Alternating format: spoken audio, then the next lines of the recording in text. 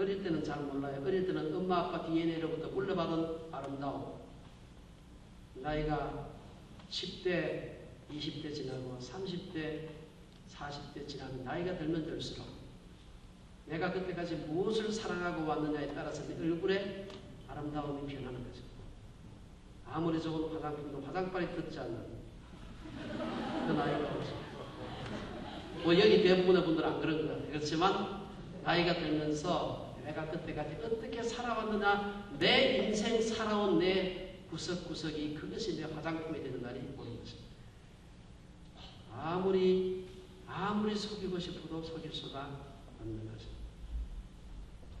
그래서 자기가 내가 무엇을 섬기느냐에 따라 가지고 우리가 무엇을 사랑하냐에 따라서 우리의 모습이 달라진다. 괴테가 그런 얘기를 하는 거죠.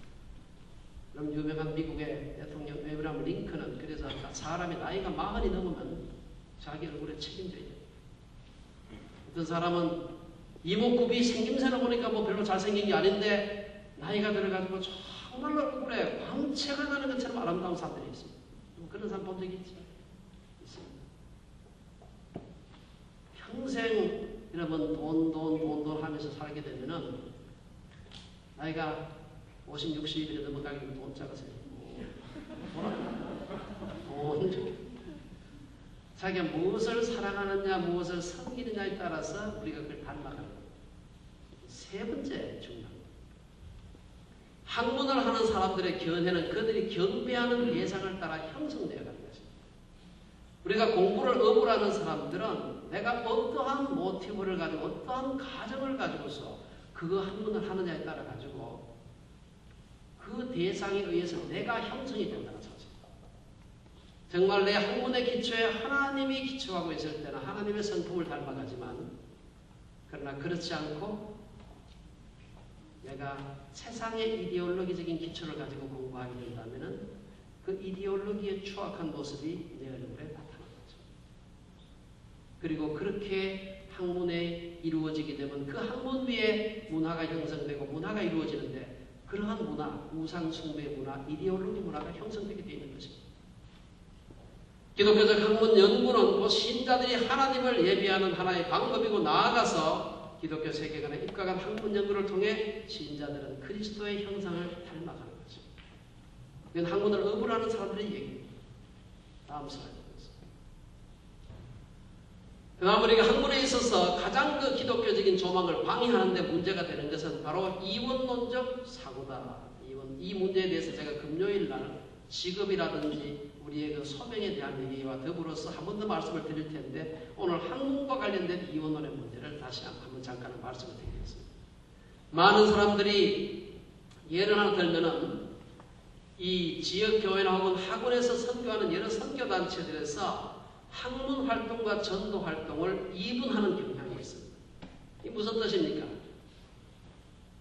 사람들이 공부 열심히 하는 걸 그렇게 나쁘다고 하진 않아요.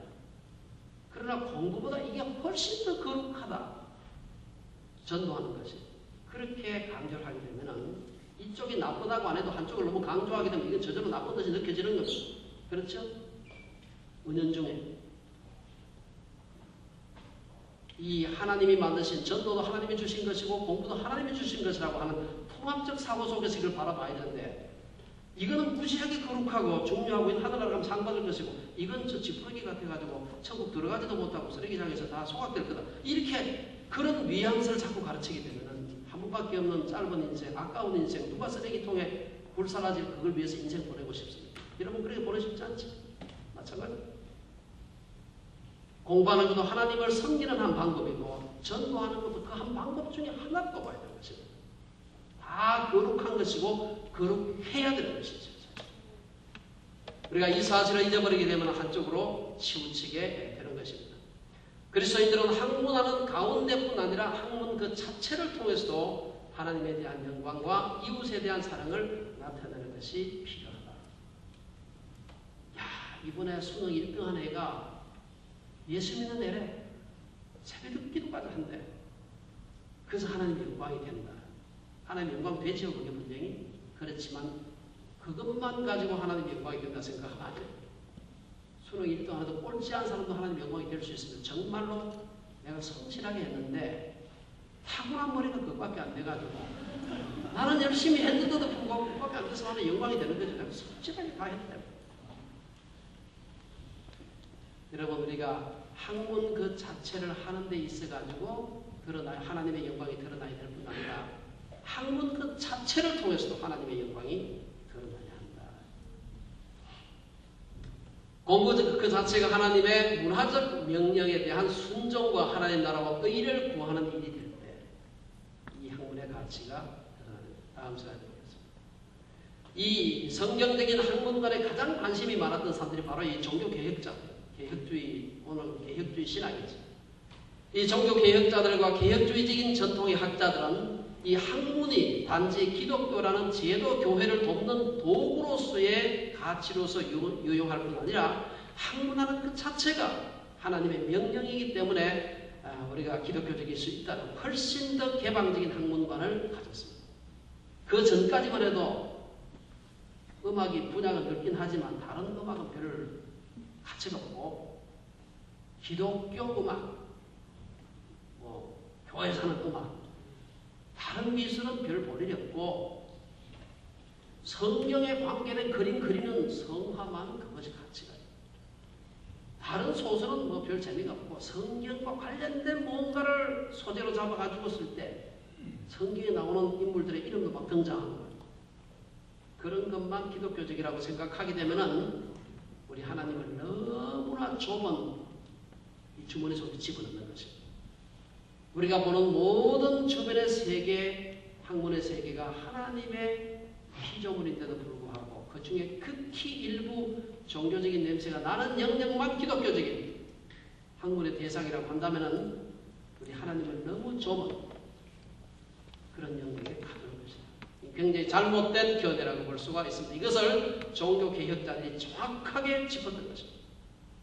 그래서 비록 그 속에서 무슨 할렐루야 아멘 말이 하나도 안 들어가도 그 학문을 하는 기본에 바른 성경적인 세계관이 내재되어 있다. 그것은 기독교적인 학문입니다. 제가 한 가지만 예를 들면 여러분 그 삼손과 들릴라 라는 영화가 있었습니다. 옛날 영화나 아마 못 보셨을 거예요. 그 삼손도 성경에 나오고 들릴라도 성경에 나오죠. 그 내용을 보면 전혀 기독교적이 아닙니다. 여러분 그 죄와 몰이라고 하는 그 도스토옙스키 그 소설 아시죠?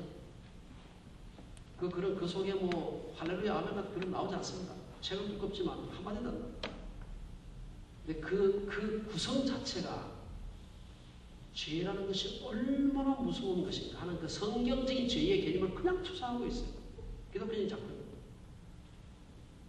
만일에 우리가 어떤 기독교적인 용어를 사용했을 때 혹은 성경의 소재를 사용했을 때만 기독교적이 된다고 한다면 이것은 그리스도인들을 아주 편협한 하나님을 아주 좁은 영역에 가두는 잘못된 그런 견해가 될 수 있다. 다음 시간에 보겠습니다.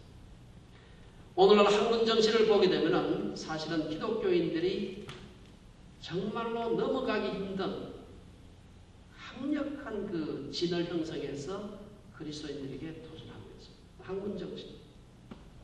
첫 번째 어떤 정신입니까? 진리보다 새 것을 추구하는 것입니다. 여러분 오늘 포스트 모던 시대에 들어와서 절대 진리에 대한 개념을 포기했습니다. 여러분 포스트 모더니즘이 기독교에 유익할 것이냐 해로울 것이냐 아니면 뭐 무익할 것이냐 논쟁이 많습니다. 이건 전문 학자들끼리도 논쟁이 많이 있는 얘기입니다. 그런데 원론적으로 포스트 모더니즘은 반기독교예요.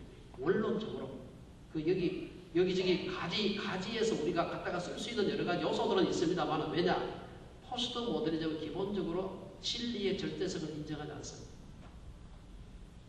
기독교를 갖다가 박해하지는 않지만 기독교도 여러 진리 중에 하나라고 하는 것입니다. 그렇기 때문에 니들만 진리라고 주장하지 마라. 니들끼리 할렐루야 아멘하고 여기서 난리를 쳐도 괜찮은데 길가 나와서 다른 진리를 가지고 살아가는 사람에게 전도하지 마라. 니들도 진리지만 우리도 진리니까. 얼마나 신사적이고 21세기의 교양인다운 그런 태도입니다. 이것은 성경에 있는 진리관이 포스트 모던 진리관하고 부딪힙니다. 성경에서는 진리는 하나라고 생각합니다.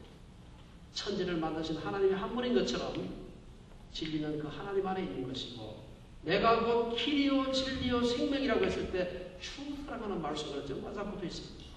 그 유일한 진리입니다. 너도 진리고 나도 진리고 있을 수가 없는 것이죠. 그렇다고 해서 다른 비진리에 있는 것들은 다 죽으라 그러고 막 근본주의적으로 그걸 얘기하는 게 아니라 그런 마음을 가지고 있는 게 필요하다. 하나님 아버지 앞에 갈 수 있는 더 웨이가 있는 것이죠. 여러 길이 있는데 예수님도 그중 한 길이다.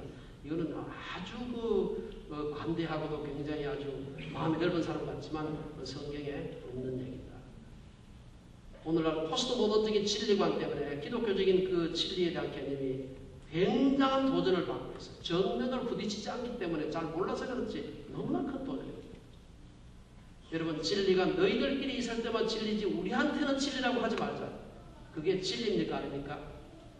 그렇다고 한다면 우리가 가지고 있는 진리도 더 이상 진리가 될 수 없는 것입니다. 진리의 가장 중요한 특징, 보편성입니다. 우리끼리 있을 때만 진리고 불신자들 섞여 있는 데 가면 진리가 아닌 진리는 더 이상 우리끼리 있을 때도 진리가 될 수 없는 것입니다. 그건 가짜죠. 우리끼리 있을 때도 하나님과 영광을 받으실 보좌에 앉으신 분이지만 예수 안 믿는 사람들 있는 데 가서는 소리도 못하는 그런 하나님 같으면 그 하나님은 산의 산신령이나 물귀신하고 비슷해요. 그거는 전혀 우리한테도 11조 내가면서 섬길 가치가 없는 신입니다. 우리가 섬기는 하나님은 천지 만물을 만드신 분이고 모든 그 다른 이 세상에 있는 것들 다 창조하신 분. 그분이 없이는 된 것이 없는 그런 분입니다. 오늘 포스트 모던적인 진리관은 그리스도인들에게 이 정면으로 대적하고 있습니다. 두 번째 우리가 생각할 수 있는 것은 규범보다는 기술에 집중하되 만 좀 어렵죠. 절대 진리에 대한 개념